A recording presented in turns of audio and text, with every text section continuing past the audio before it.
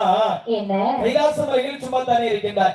இந்த கைலாச மலையை தினந்தோறும் தூய்மையை சுத்தம் செய்து வாயே. சுவாமி என்ன என்ன சொல்கிறீர்கள்? நான் சும்மா இருக்கிறேனா? சும்மா இருக்கிறேனா? வீட்டுல இருக்கிற மனைவியை பார்த்து எல்லா கணவனுக்கும் சொல்ற ஒரு வார்த்தையாகி விட்டது. சும்மா தானே இருக்கிறேன். சும்மாவா இருக்கிறேன் சுவாமி. காலையில நீங்க எங்க போறீங்க? அதாவது படைக்கக்கூடிய ஜீவங்கள் அனைத்தையும் பட்டினியாக படியளக்க வேண்டும் என்று நீங்க போறீங்க. அதுதானே படியளக்க நீங்கள் புறப்பட்டு போகக்கூடிய நேரம். நல்ல புலித்தோலை எடுத்து அப்படியே அணுகிறீங்களே சுருக்கு நிமிராம. சுவாமி அதுக்கு என்ன காரணம்? சட்டையை அயன் பண்ணி வைக்கிறது நான் தான். அது மட்டும் இல்ல, நீங்க குளிக்கிறீங்களே தண்ணி, அந்த தண்ணி எடுத்து வைக்கிறது நான் தான். அந்த சோப்பு அதை வாங்கி வைக்கிறதும் நான் தான். அது மட்டும் இல்ல சுவாமி, உங்களுக்கு குளிச்சு முடிச்ச உடனே ஜலதோஷம் வந்துடக்கூடாதுன்னு உடனே துண்டு எடுத்து கொண்டு கையில தரணும். தலையில தொடச்சிட்டு எங்க வைப்பீங்க? அந்த கட்டில தூக்கி போட்டுட்டு போறீங்க. காலமா கட்டில தான் போடுவான். போட்டுட்டு போயிருவீங்க. அதை எடுத்து வெளியே கொண்டு காய போடுறது யாரு? நான் தான். அதுக்கப்புறம் உங்களுக்கு ஷூ மாட்டணும், சாக்ஸ் மாட்டணும். இதெல்லாம் யாரு?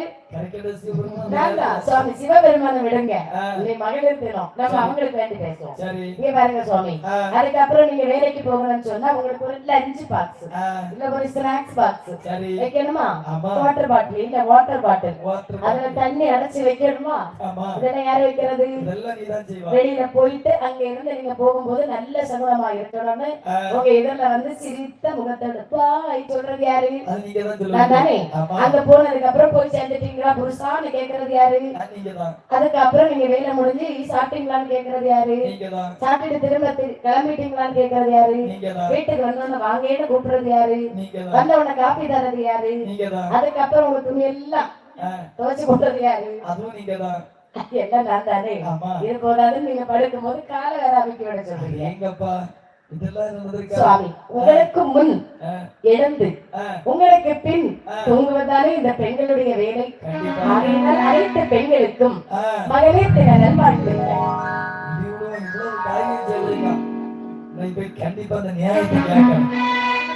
இன்னிலிருந்து நீங்க மகளிர்களை நல்ல பெண்களாக மதிக்கணும். சாமி மாதிரி பெண்கள் எல்லாம். நீங்க சொன்னது அவ்வளவுமே இந்த உலகத்துல இப்ப கொண்டாடி பின்னாடி இருக்க பச்சை சட்டக்காரனுக்கு மூஞ்சி எப்படி கொண்டு வெளியில வந்த உடனே ராமு